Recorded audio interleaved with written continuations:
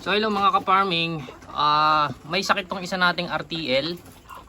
Ito. So ito is may sipon yan. So kaya nagkakaganyan is hindi lumalabas yung sipon niya. So naiipon dyan kaya nagkakaroon ng bukol. Yan yung possibility kaya nagkakaroon ng parang namamaga yung sa may bandang mata niya. So ito is sipon. So ang gagawin natin, so day 1 ang pagpapainom natin ng Primoxil powder, tablet. So papainumin natin ng tablet, then titingnan natin yung kanyang progress. So after 5 days and hindi pa nakaka-recover is ikakal natin kasi sa ganung katagal medyo mahirapan na makarecover to. So at least napakinabangan natin yung manok and hindi siya nasayang. So ito bibigyan natin to day 1. Ayan po yung result, condition niya, napaka niya, hindi mahina. Ayan. So pagpapainom niyan, ito oral. Ito guys, Primoxil.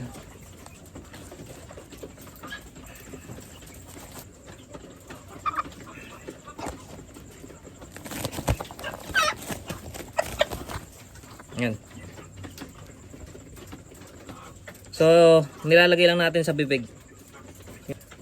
So ayan, sana gumaling siya. So ito is not, normal naman sa gantong season kasi nga mainit tapos biglang umuulan. Kasi ngayon is May na. So going to papunta na tayo sa rainy season. Nag-uulan na rin ng hindi natin inaasahan, minsan gabi.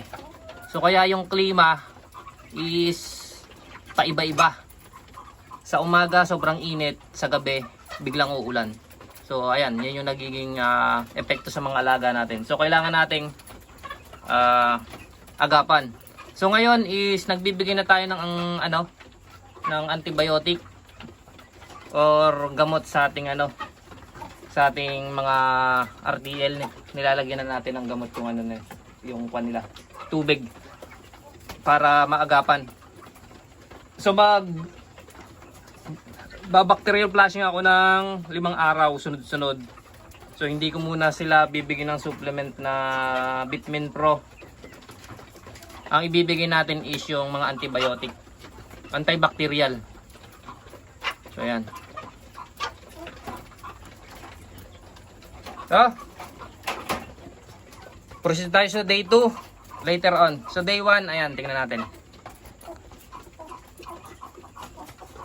So kung gusto niyo yung gantong type of video content,